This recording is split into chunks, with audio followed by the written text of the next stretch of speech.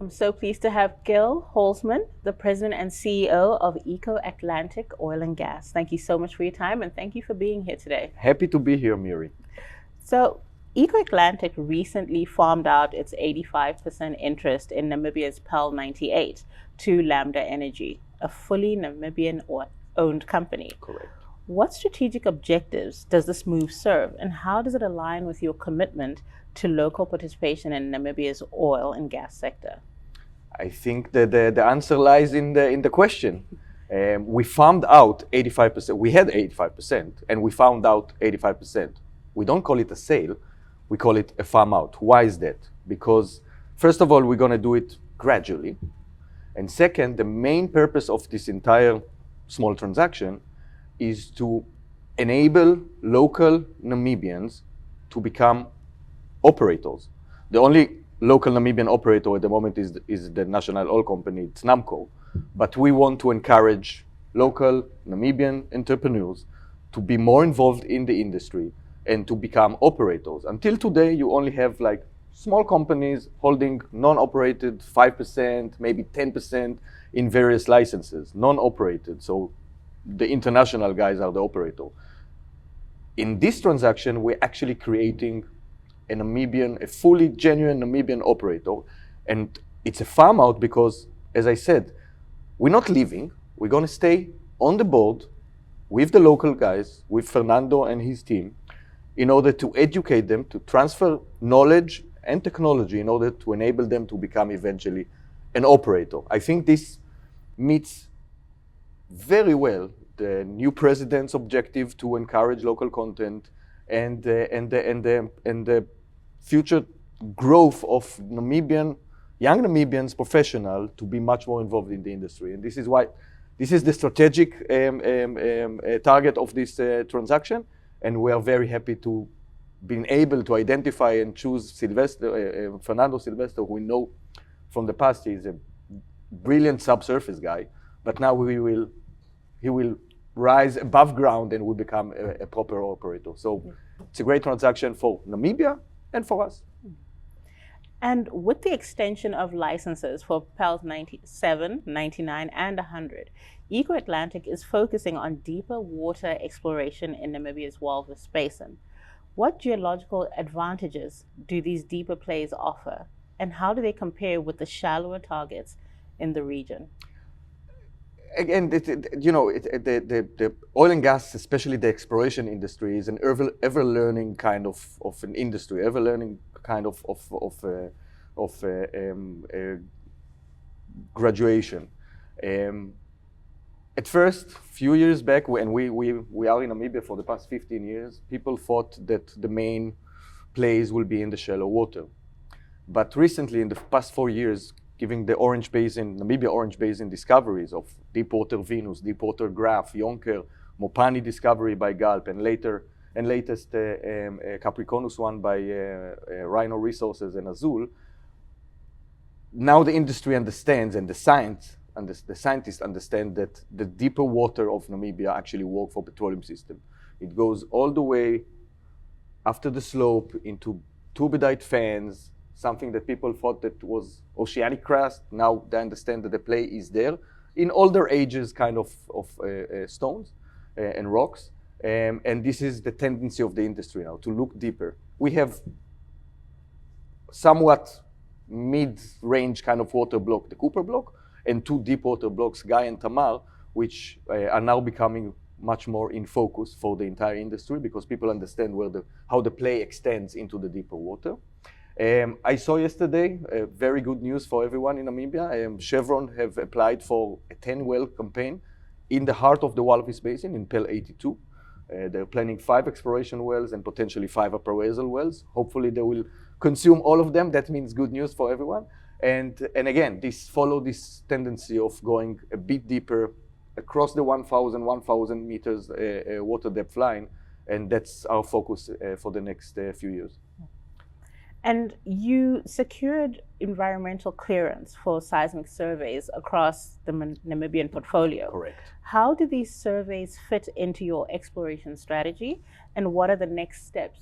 Seismic surveys are exploration. That's what you do. That's the first or second step that you take. You do some regional studies, you do some desktop, but eventually you need to have a look how the subsurface look like, and that can be achieved by seismic surveys. So the extension that we got now allow us 1 year in order to perform these surveys. We are planning to shoot 3D over these deep water blocks, both on PEL 99, PEL 100, and maybe in a broader area there. We are speaking with the service providers. We are speaking with the likes of TGS, Searcher, and all the others that are very active in the region. And we plan to shoot our committed amount of 3D next year in the weather window, then obviously to process it and start a deep analyzing and interpretation of the findings in order to eventually identify the drilling targets. Once we identify the drilling targets based on this seismic survey, we hope to partner with one of the big boys in order to come and drill with us in the next phase of the license. And earlier this year, you secured operatorship of the Block 1 in the Orange Basin, offshore from South Africa.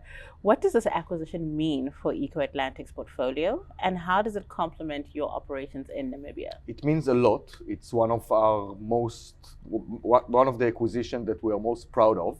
It's a very strategic block for us. Block 1 is a very big block, 20,000 square kilometers, stretches all the way from the shore in South Africa in the northern part, or Northern Cape, all the way into the deep water stuff, right on the border with Namibia.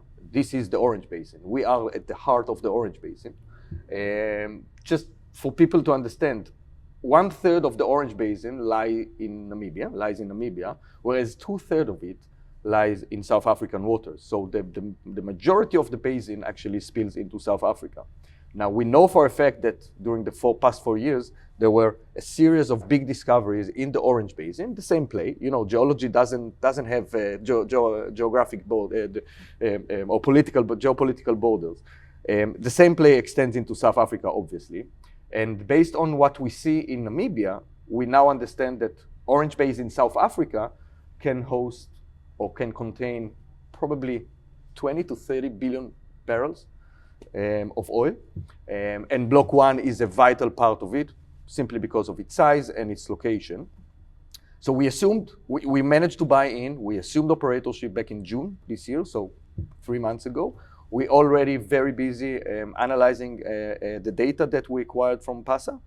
And we will hopefully bring in a big partner with us for the first exploration period that lasts for the next 2.5 years, and obviously further after that into drilling. So it's a strategic block for us in the prime location in the Orange Basin. It has 2 types of plays, shallow water gas and deep water oil. We can actually see it on the seismic that we acquired. Actually, they drilled Soaker. Back in the days, they drilled 3 exploration wells in the 80s with 1 gas and oil discovery already on the block. So it's a strategic block for us. We are currently in an active farm out process with all the big boys. And I think that this will be the next big thing for us. Obviously, after Block 3B/4B, which we also partner on in South Africa, Orange Basin, together with Total Energies, Qatar, Africa Oil, today Meren, and our local partner, Tabang, from Rikoku. So hopefully we're going to drill 3B/4B in 2026, and later we will continue our work on Block 1 in order to make it drill ready and with prospects and targets soon after. And we're here at African Energy Week. What are the key outcomes that you're hoping to achieve, and how do you see the event influencing investment and policy in Africa's oil and gas energy?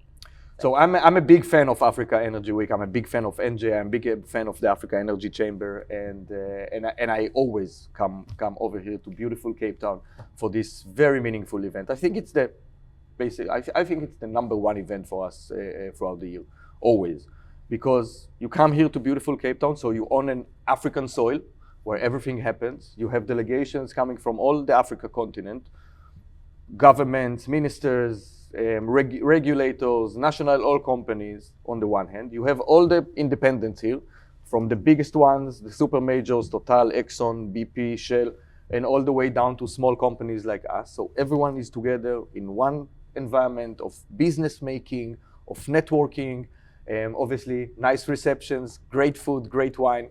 So it's the best venue for everyone who is involved in the oil and gas industry, especially in Africa.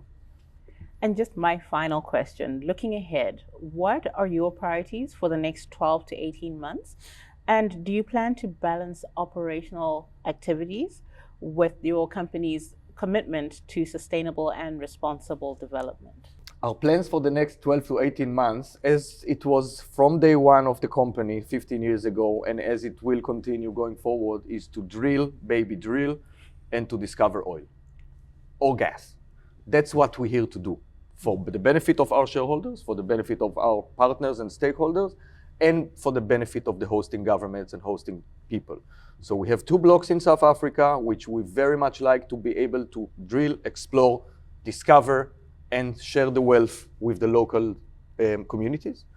We have the same in Namibia. We're there to explore, to shoot seismic, hopefully to drill, to come up with a discovery, and to share the wealth with the Namibian people, as well as what we do in Guyana, where we drill 2 wells with 2 discoveries, and we're planning to hopefully drill another well in 2026.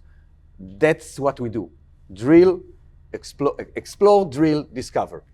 And it all fits with our corporate governance and sustainable and responsible development program. So it all fits together. We just need the enable environment, regulatory-wise and industry-wise, in order to do what we do best, which is explore, drill, and discover. Fantastic. Thank you so much for your time, and thank you for being here. Thank you very much, Miri. It's an honor.